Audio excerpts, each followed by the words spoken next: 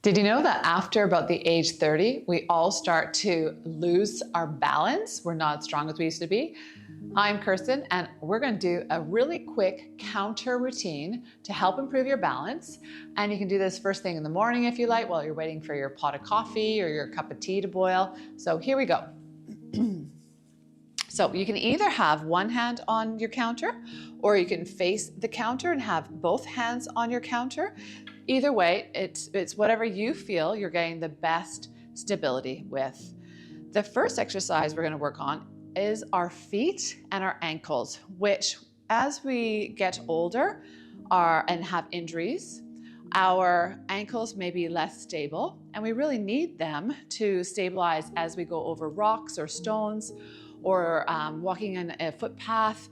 There might be some debris there that you can lose your balance on very quickly. So we really want to have strong feet and ankles. You can do this exercise in your bare feet, or you can do it with your running shoes on or shoes on. So again, we're going to do this exercises with me so that you can get the best benefit, and I'll correct you as we go.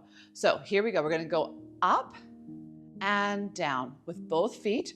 Try and imagine your weights equal on both feet. Keep on going as I talk. And going up, this is number 3, and back down.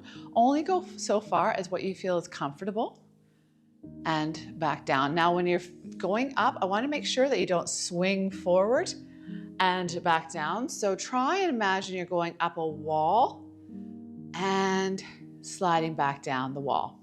Also, try not to bend your knees as you come up.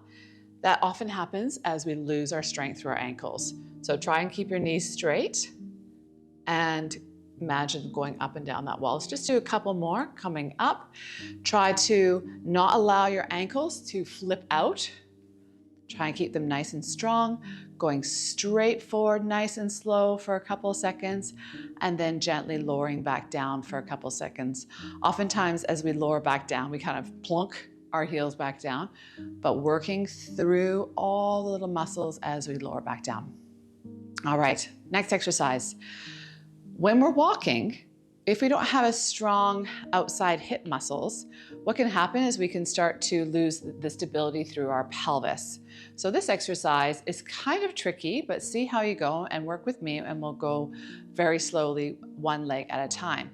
The movement is this. We're going to be lifting our leg up. What we don't want to do is hip hitch. So we don't want to lift that hip up towards the ceiling. We want to try and keep it level, because when we're walking, we're trying to keep the pelvis more or less level. So we're going to have our feet parallel. Okay, so just underneath your hip bones. You're going to bend one foot. Here we go now, holding onto your counter. You're going to slide the sort of thigh bone, allow it to drop into that socket of the hip, and then gently come back down. Now, if you are quite weak through the leg, what you might want to do is pull everything up. So you can put your other hand on your hip and just see whether you're staying nice and stable as you lift that leg up, and then slowly back down. Try not to have a death grip if you can on that bar, so you're really making sure your hips are working. Let's do the other side. When you lift the leg, the other hip is squeezing, so you're getting some stability and strength through the other side. We're going to do 2 more times on each side. You transfer your weight over, bend through the feet, coming up, squeezing that one hip, and then gently lower back down. You can try now with your hand hovering above the counter. Here we go, transfer your weight. Go up through that foot, lifting up the leg, and then lower back down. One more time on each side. Squeeze through the hip, transfer the weight, bend through the foot, strong through your core, lifting tall, tall, tall. Pull that leg up, and then gently and slowly lower it back down.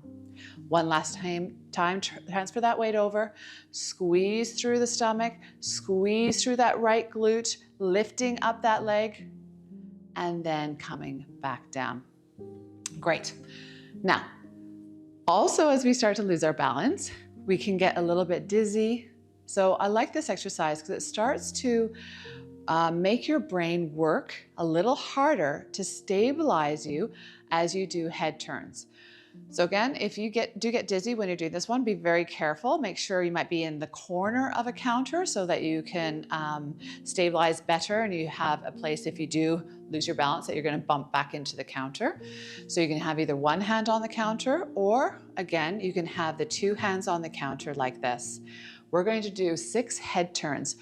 I like to do this one with my clients where our feet are actually close together and our thighs are touching, if we can, closer together. So we're making one column. It makes it a little more challenging to find your balance.